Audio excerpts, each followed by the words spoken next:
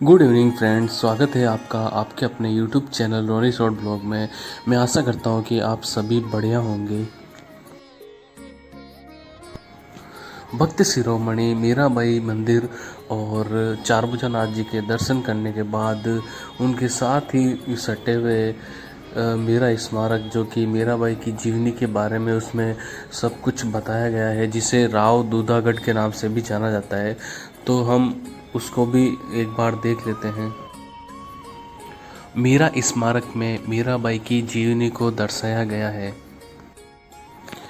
कि मीराबाई का बचपन कैसे गुजरा, मीराबाई कौन थी, उनके परिवार और उनके कृष्ण भक्ति के बारे में हमें ये जो स्मारक है, ये संपूर्ण जानकारी हमें मीराबाई के बारे में बताएगा। तो आइए और हम जानते हैं मीराबाई, भक्त शिरोमणि मीराबाई की जीवनी के बारे में। ये जो पहला द्वार है, ये मीरा स्मारक का मेन द्वार है। यहाँ से हम आगे बढ़ेंगे। मीरा स्मारक देखने के लिए मात्र 10 रुपये टिकट शुल्क लगता है, तो हमने टिकट ले लिया है और अब हम आगे बढ़ते हैं मेन एंट्री की तरफ। इसमें जो पहली प्रतिमा आपको दिखाई दे रही है वो राव दूधा जी की है, जिनके नाम से ये स्मारक बना हुआ है, जो कि मीराबाई जी के दादाजी तथा जोधपुर के संस्थापक राव जोधा जी के पुत्र थे। दूधा जी ने मांडू के सुल्तान को हराकर मेड़ता में अपना स्वतंत्र राज्य स्थापित किया था। दूसरी प्रतिमा कुंवर रतन सिंह जी की है, जो कि मीराबाई जी के पिता थे। और तीसरी प्रतिमा जो है वीरवर राव जयमल जी की है। अब हम थोड़ा आगे बढ़ते हैं और आगे हम बढ़ के देखते हैं कि एक दृश्य दिखाया गया है, जिसमें भारत का दृश्य है, जिसे देखकर बाल्य रूप में मीराबाई अपनी माँ से पूछती है कि माताजी ये क्या है। तो माँ बोलती है ये दूल्हा है। तो मीराबाई पूछती है कि माँ मेरा दूल्हा कौन है। तब माँ उन्हें समझाने के लिए उसी समय मीराबाई को भगवान कृष्ण की मूर्ति देती है और बोलती है कि यही है तुम्हारे दूल्हे। इस बात से मीरा बहुत ज़्यादा गहरी प्रभावित होती है और उन्हें अपना गिरधर गोपाल मान लेती है। इन तीन प्रतिमाओं में पहली प्रतिमा राणा सांगा जी की है, जो कि मीराबाई जी के ससुर हैं। और दूसरी प्रतिमा संत शिरोमणि श्री रविदास जी महाराज, जो कि मीराबाई जी के आध्यात्मिक गुरु थे। और तीसरी प्रतिमा कुंवर भोजराज जी की है, जो कि मीराबाई जी के पति थे। कृष्ण भक्ति में लीन मीराबाई जी को उनकी भक्ति प्रेम के लिए उन्हें दिखाया गया है। मीराबाई की कृष्ण भक्ति से मेवाड़ के नए शासक विक्रमादित्य, जो कि बहुत ही ज़्यादा परेशान थे, वो बहुत ज़्यादा नाराज़ थे कि मीराबाई कृष्ण भगवान की इतनी भक्ति क्यों करती है। उन्हें मारने के लिए उन्होंने विष के प्याला और सांप के कटोरे भी भेजे, जो कि एक प्रसाद के रूप में बदल गए और मीराबाई जी को कुछ भी नहीं हुआ।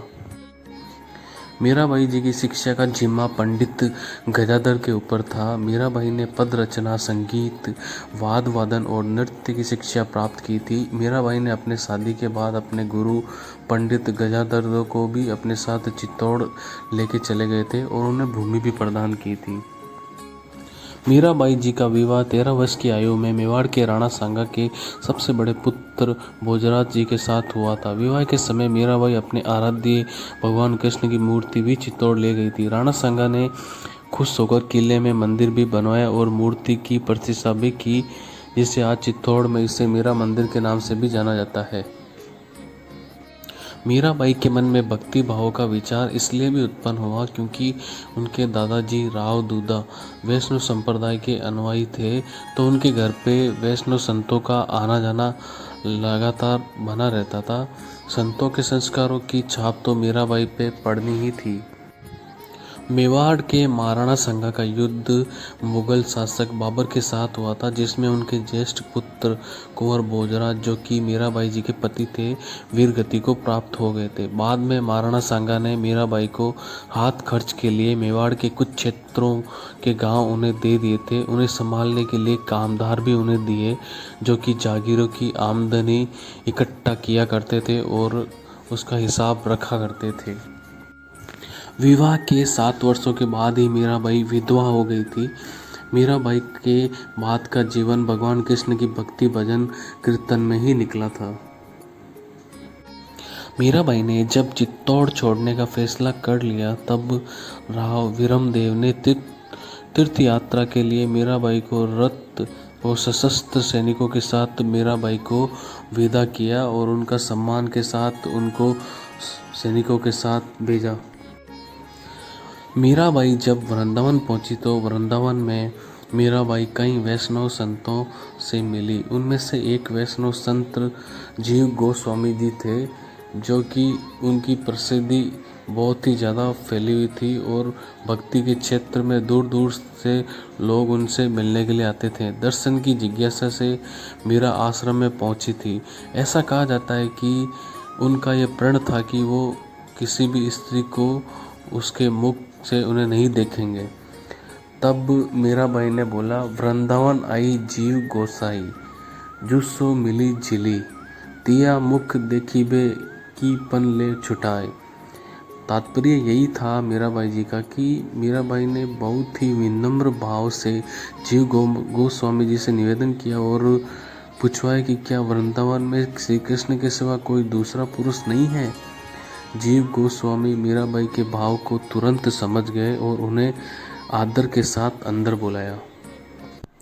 जब राणा उदय सिंह ने मेवाड़ की राजगद्दी प्राप्त की तब उन्होंने अपने प्रतिनिधि द्वारिका भेजे और मीराबाई को सम्मान के साथ लाने के लिए बुलावा भेजा। तब मीराबाई ने उदय सिंह के प्रति पूरा सम्मान प्रकट करते हुए उन्हें द्वारिका में रहने का ही निवेदन किया।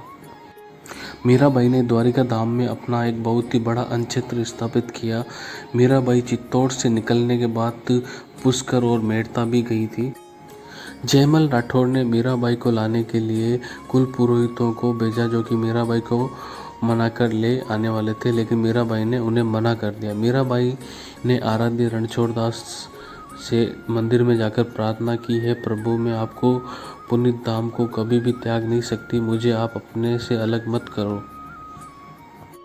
चित्तौड़ की चेतना भक्त शिरोमणि मीराबाई 48 वर्ष की आयु में द्वारिका में ज्योतिर्मय हुई। द्वारिका में गोमती घाट पर मीराबाई जी का मंदिर भी बना हुआ है। तो दोस्तों फाइनली मेरा स्मारक वाला व्लॉग कंप्लीट होता है। मीराबाई जी की जीवनी को दर्शाने के लिए रात में लाइट एंड साउंड शो भी चलता है, उसके बारे में भी आप देख सकते हैं।